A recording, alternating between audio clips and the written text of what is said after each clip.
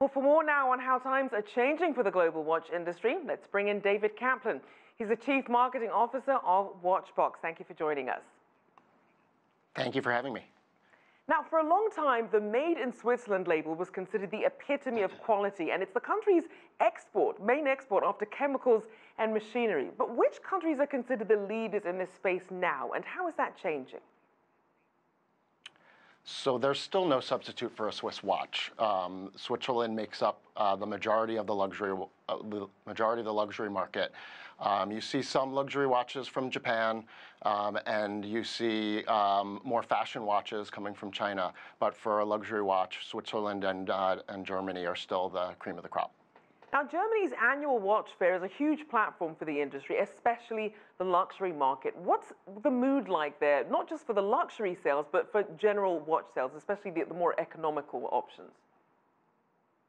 So the industry is going through tremendous change. On the customer side, the enthusiasm for watches is greater than it's ever been. But the watch brands are having to deal with the rise of the internet and digital marketing. They're going through verticalization where they're trying to sell directly to consumers. And most importantly, they're dealing with the rise of the secondary market.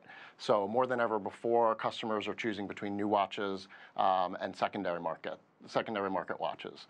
And the trade shows have to adjust for that. So while the enthusiasm is still there, I think the trade shows are having a tough time figuring out how they appeal to the watch customer in the modern age. Now, how concerned are watchmakers about these global trade tensions, especially given all the supply chains involved? For watch brands, I think anything that affects this long cyclical upturn that we've had could be a threat.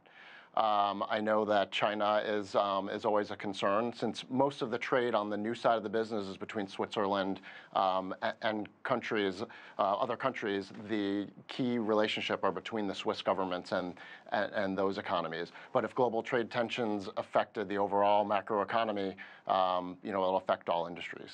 Now let's look at some of the other changes. What are traditional watchmakers doing to compete with, or perhaps even adapt to this rise of smartwatches?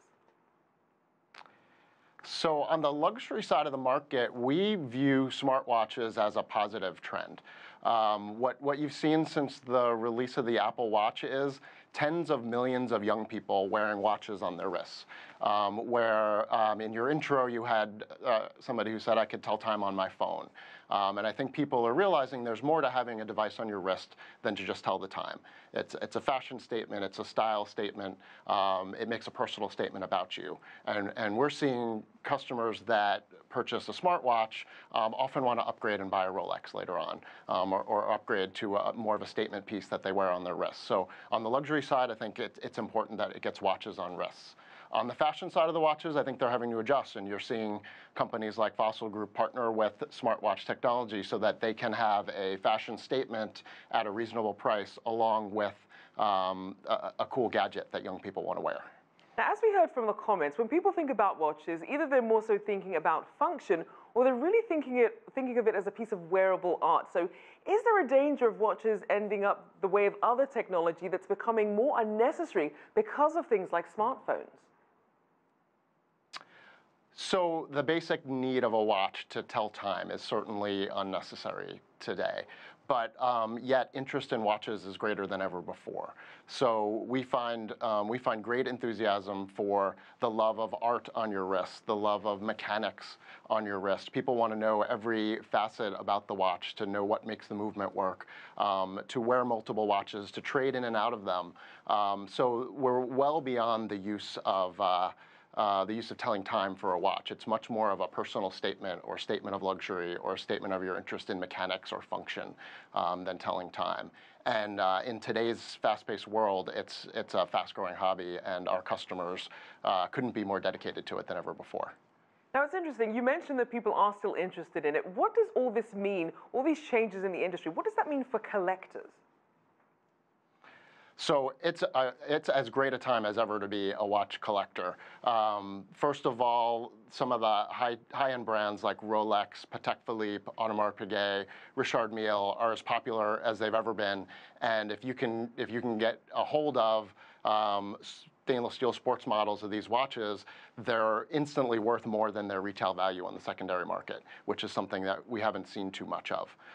Secondarily, there's just more information out there for people interested in watches to meet like-minded people through the communities on Instagram and YouTube and local watch communities. And the emergence of a robust secondary market where you actually can achieve transparent, reliable value for your wristwatch, which allows you to trade in and out of watches and own more watches throughout your collecting career than you might have ever been able to before. All right, David Kaplan there, Chief Marketing Officer of Watchbox. Thanks so much.